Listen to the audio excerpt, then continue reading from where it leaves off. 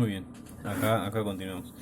Este, Arrancamos con la ponencia. I-24. Quería contarles entonces bueno, basándonos un poco en nuestro trabajo de investigación, tuvo como que una característica especial el trabajo que hicimos, ya que lo hicimos tres compañeros y si bien teníamos como que un punto de partida común, también es cierto que los tres teníamos enfoques diferentes, ¿no? Y eso de alguna manera nos permitió poder trabajar en un proyecto, en un trabajo de investigación, partiendo del mismo punto en común, ¿no? Como si fuera, no sé, de alguna manera, un árbol o una rama de un árbol, donde a partir de esa rama salen tres, ¿sí? Digo una rama, no sería el tronco, porque en definitiva no somos iniciadores de nada, sino que somos como que continuadores de todo. Y bueno, ya ese tronco seguramente otros, muchos otros, ya lo empecé a ver. Lo interesante de esto entonces es decir bueno, que de esa misma rama pueden salir tres ramas más finas y a su vez de cada una de ellas puede llegar a salir otras ramas, ¿no? Y a partir de ahí entonces toda una ramificación que de alguna manera demuestra o hace entender de qué se trata esto de la investigación educativa, ¿no? Donde cada uno aporta sus dudas, sus inquietudes, sus aportes y a partir de ahí la cosa sigue. Este trabajo lo hicimos Tatiana, Carla y yo. Tatiana tenía una cuestión, una duda, ¿no? Donde tenía que ver con las redes sociales, con fines educativos, ¿no? Esa relación profesor-alumno, red social mediante, y utilizándola para ese fin educativo. Carla tenía, en su trabajo algo que, bueno, que ella lo explicará en su momento, ¿no? La semana que viene ellas van a hacer la presentación, pero tiene que ver con eso del aula invertida, ¿no? El uso que se le puede llegar a dar y por qué no se le da, cuáles son los motivos. Y en mi caso tenía que ver, bueno, con dispositivos móviles inteligentes, ¿no? ¿Qué cosa usa el estudiante de este tiempo, de este lugar, para comunicarse? ¿Y qué es lo que utiliza el docente para enseñar? Bueno, a partir de allí se pasan cosas, generan cosas. El nombre de nuestro trabajo terminó siendo La Torre de Babel en las aulas, ese episodio bíblico, que bueno, que está desde nuestro enfoque separado la cuestión religiosa, pero que sí hace, de alguna manera, ese término, ese título medio publicitario, medio marketinero, da a entender cómo a partir de la descomunicación esto no se pudo llegar a construir, ¿no? Esa torre no se pudo llegar a construir por hablar idiomas diferentes. Lo mismo ocurre entonces desde nuestro punto de vista, de Carla y de Tati también, lo que tiene que ver con la descomunicación en el aula, ¿no? O sea, cómo no se puede construir cosas porque se están hablando idiomas diferentes. De alguna manera tratamos de contar eso, de mostrar eso. Sí, me presento entonces a partir de ahora. Mi nombre es Edgar, soy albañil de profesión, he estudiado alguna cosa de menor importancia, ¿no? Formación docente, por ejemplo. Pero bueno, me identifico con eso de ser albañil.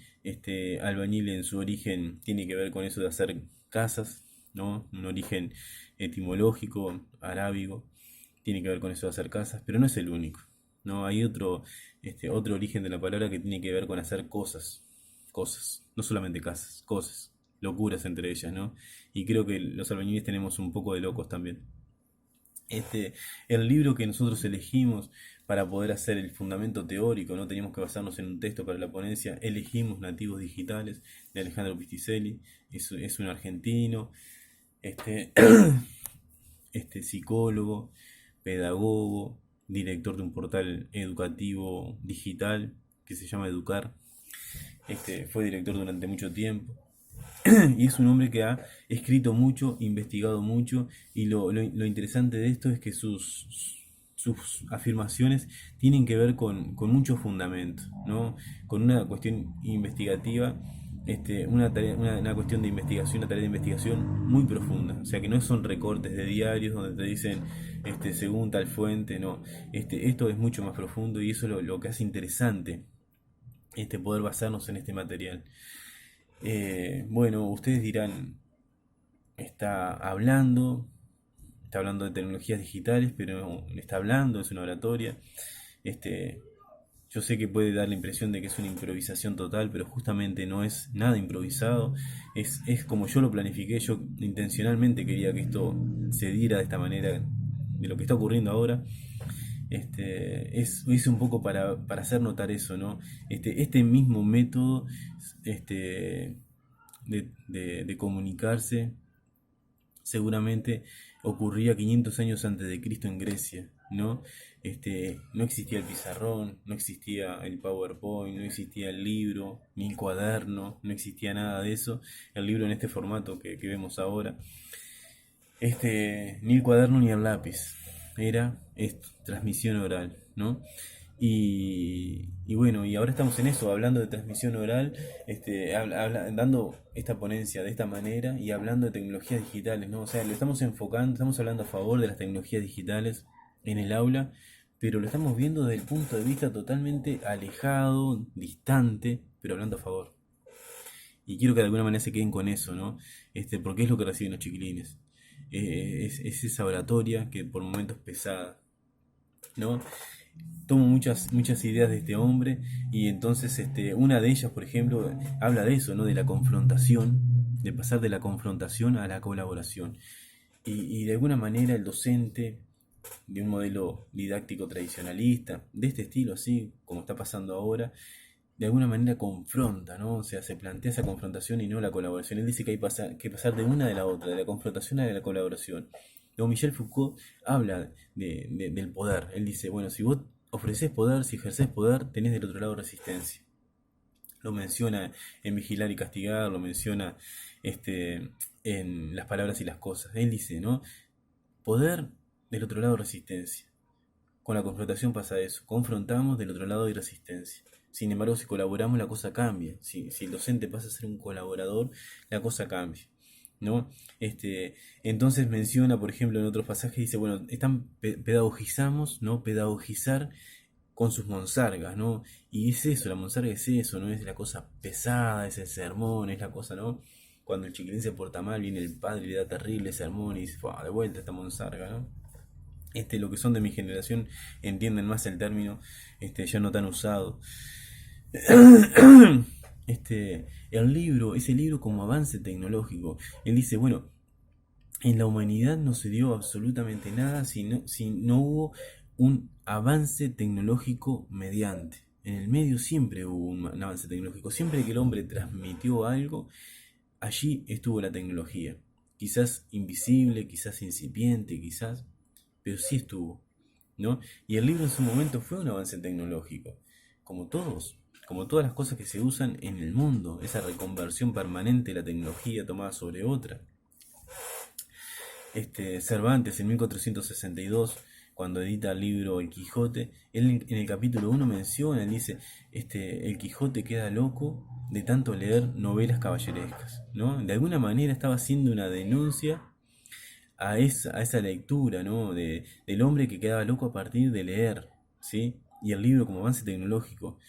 Y esa frase se parece mucho a cosas que dicen hoy las madres o padres o maestras o maestros, educadores, cuando ven a un niño con un dispositivo móvil inteligente, decir, vas a quedar loco de tanto usar ese celular. ¿Sí? Entonces lo que pretendo demostrar es que esa frase, a pesar de que nos separan más de 500 años, es como si estuviera dicha hoy en día, ¿no? En este mismo momento alguien le está diciendo a un niño, seguramente. Entonces consideramos que bueno, que es así, ¿no? O sea, que ese libro fue un avance tecnológico en la época. Él dice, jugamos, ¿no? Alejandro Piticelli dice, jugamos por el placer de jugar, de inventar nuestras propias y irrepetibles historias de vida. Cortamos, recortamos y volvemos a formular. Y es eso lo que hace la humanidad justamente con el conocimiento, ¿no? Textualizar, retextualizar. Escuchamos una historia, nos adaptamos a ella, la protagonizamos, imaginamos, hacemos una cosa, la volvemos a contar, la volvemos a escribir.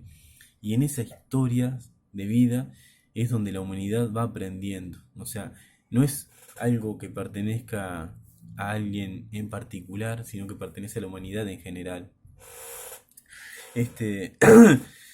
Y bueno, preguntarse eso, ¿no? ¿Qué pasa con las empresas online que de alguna manera sacan ese chiquilín del aula y se lo llevan, ¿no? El chiquilín está en el aula, pero no está. Su mente viaja. Le llega un mensaje de texto, un mensaje de WhatsApp, un correo electrónico, una publicación en Facebook y de alguna manera se va, ¿sí?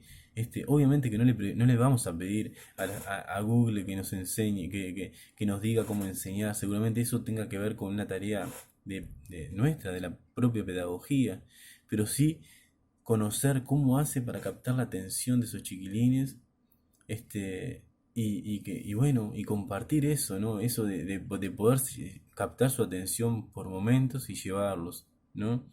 Captar su atención, ver cómo y demostrarle y contarle cosas interesantes y enseñarles otra cosa.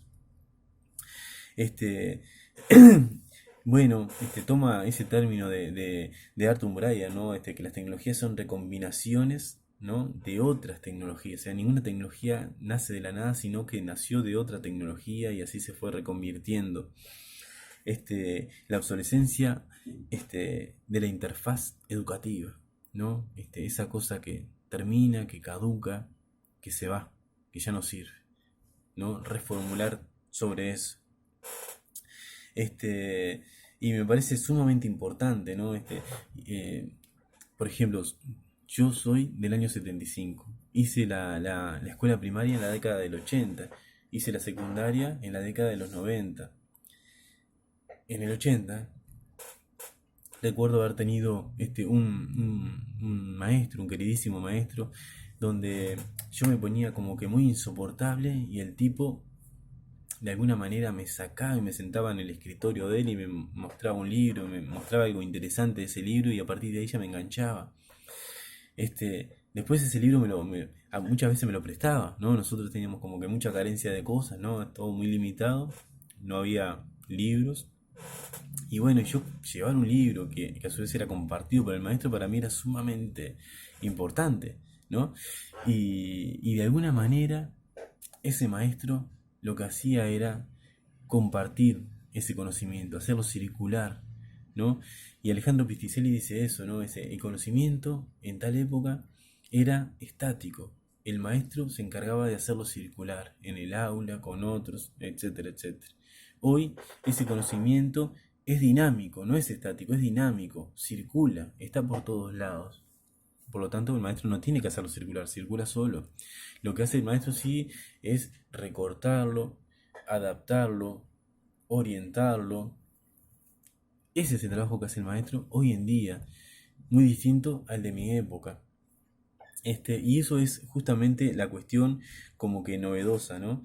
Y a partir de ahí él da unos señalamientos que me parece sumamente importantes, ¿no? En el cual de alguna manera recorté sobre eso. Y dice lo siguiente, ¿no? Dice, los sistemas conectados pueden autoorganizarse, ¿no? Sistemas conectados pueden autoorganizarse. Los sistemas autoorganizados exhiben comportamiento emergente, ¿no? La cuestión emergente, ¿no? Lo no diseñado, lo impredecible, lo creativo, la creatividad, ¿no? Lo emergente entonces puede producir cognición, dice él, ¿no? Alejandro Pisticelli.